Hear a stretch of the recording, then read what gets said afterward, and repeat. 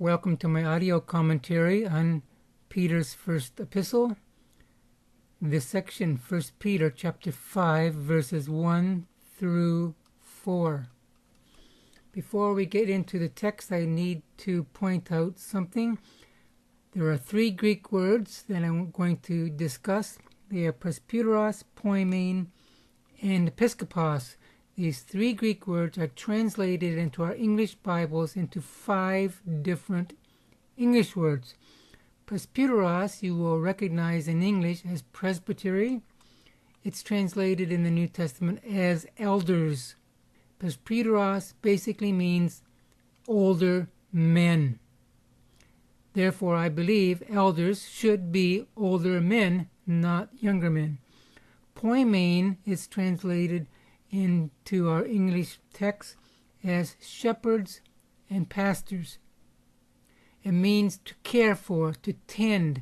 It's the word used as a shepherd, like a real shepherd tending his sheep. And we're talking about animals here.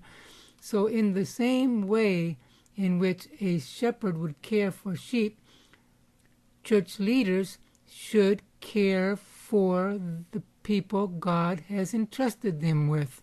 And that means more than just a 25-minute sermon Sunday morning. It's daily caring.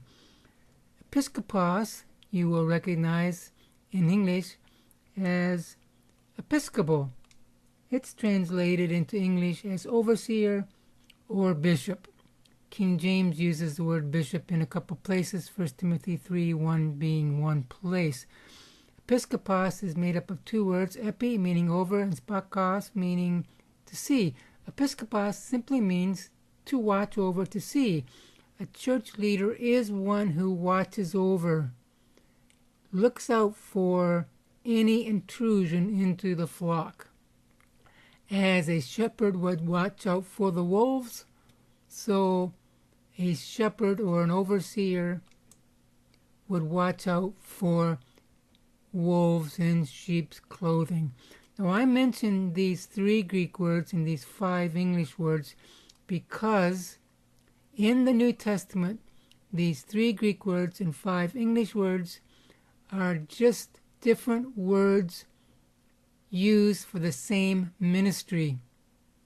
And we see this in 3 particular cases, and in 1 Peter 1 and 1 Peter 5, 1 to 4 is one of those cases.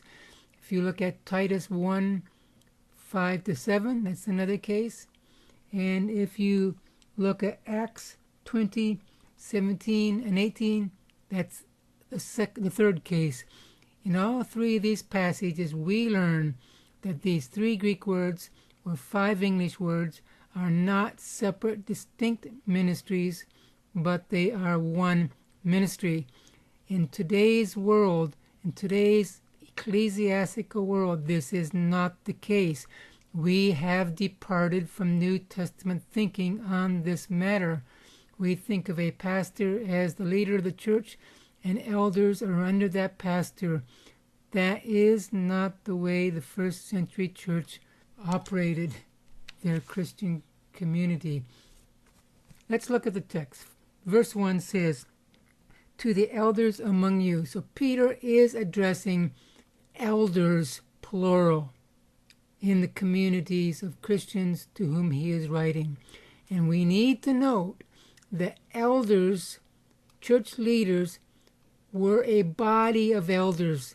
It was not one man. Church leaders who cared for the people of God were a body of co-equal older men, not one man that we would call a pastor. So Peter is speaking to elders, and he says, "I appeal as a fellow elder."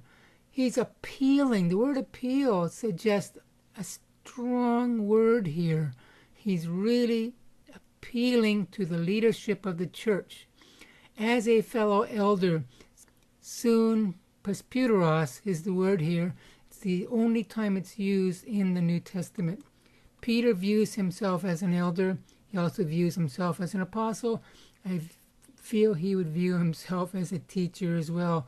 So again, we have three different ministries in this case for the same person. A person in the first generation church might have more than one ministry. Peter goes on to say, a witness of Christ's suffering and one who will also share in the glory to be revealed. Peter saw Jesus suffer, and he will also see Jesus glorified and will participate in the glorification of Jesus and his people at the end of this age. Verse 2 says, be shepherds of God's flock that is under your care. Shepherds here is the word poimen. So he's talking to elders. He says, elders, be shepherds. So we know right away that the Greek word presbyteros and the Greek word poimen, two different words for the same ministry. The English word elders and the English word shepherd, or to shepherd in the verb tense, two English words for the same ministry. Peter says, shepherd the flock, tend the flock, care for the flock. Again, it's more than a 25-minute sermon on a Sunday morning. It's daily, 24 hours of caring, something that we do not see in today's modern church. And note that it's God's flock. The flock does not belong to the elders. They're only there to care for the people because Jesus himself is not there in physical form. Under your care, Peter says. They're just under your care. You do not own the flock of God, so care for them accordingly. Peter goes on to say, serving as overseers. So here we have episkopos and overseers. So right here in the first two verses we have presbyteros, poimen, episkopos, all three Greek words being applied to the one ministry of elders, or all three English words, elders, shepherds, overseers, applied to one ministry. They're not separate and distinct. So Peter says, serving as overseers, watch out for the wolves that would come in sheep's clothing. Watch out. Protect the flock of God that he has asked you to serve. He uses the word serve here. Another thing many of us don't realize in today's ecclesiastical world is that elders, pastors are there as servants. If elders and pastors, and we have to say pastor singular in our world, if a pastor makes $120,000 and the average salary in that congregation is $60,000, I wouldn't call that serving. Peter goes on to say, serving as overseers, not because you must, but because you are willing as God wants you to be. You serve willingly. You don't serve because you're made to serve. If someone is serving willingly, you have altogether different attitude from that server than you have from the one who is being forced to serve. And really, anybody who's being forced to serve in any capacity, you know right away they're not serving willingly. Paul calls this a bond servant. The Apostle Paul viewed himself as a bond servant, meaning a servant by choice. Peter's saying, overseers, be servants by choice. Not greedy for money, Peter says, but eager to serve. Peter goes on to say, not lording it over those entrusted to you. That's verse 3. Jesus said the dictators of this world lord it over their subjects, but this should not be the case in the community of believers. Peter is saying the same thing, that church leaders, elders, pastors, overseers are not dictators. They are servants. They are there to help the flock of God mature, but you do not do that in a dictatorial way. We have seen pastors as dictators in this day and age, and that should not be the case. Peter goes on to say, but being examples to the flock. Again, if a pastor is making $120,000, the average salary is $60,000, I doubt if that is being a good example. That's more like being the CEO of a corporation, and pastors aren't the CEO of any corporation. We need to note something about the word pastors here. The word pastor is the least used word in the New Testament for this ministry of being an elder. But for some reason, the modern church has taken the least used word and made it into the most used word. The most used word in the New Testament is elders, plural. We've relegated that to one of the least used words in modern day church. Something else, the King James uses the word bishop, the NIV doesn't. Modern day church denominations have taken that word bishop, which should mean bishops plural, like elders, overseers, and shepherds, and taken that to be somebody in some headquarters in some far off city in our denominational structure. A bishop in New Testament thinking was an elder, was one of many elders in the local community. He wasn't in a hierarchical situation in some headquarters office. So we in our modern day church have really switched some terms around here.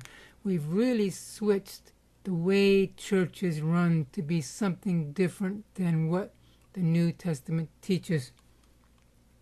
Verse 4, and when the chief shepherd, that means Jesus is the chief shepherd, and by the very wording Peter is using here, that means all other shepherds are under the chief shepherd and therefore should be in obedience to the chief shepherd, and therefore should care for God's people in the way the chief shepherd, meaning Jesus, wants them to care.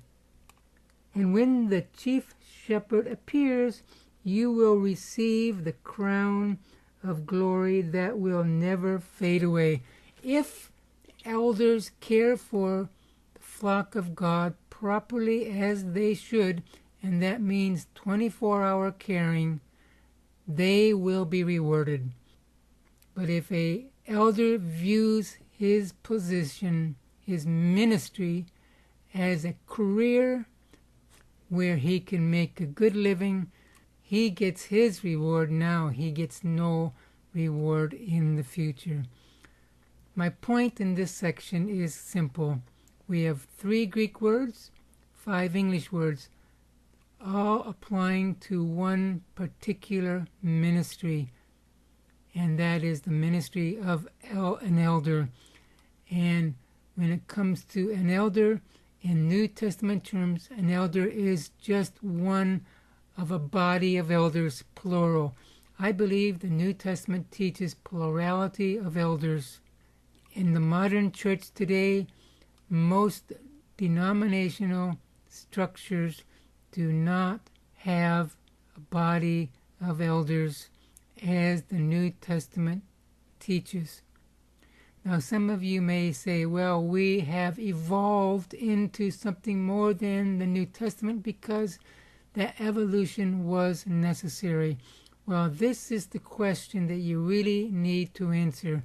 Should we follow New Testament teaching when it comes to church structure, or are we free to develop our own church structure for our own generation in which we live?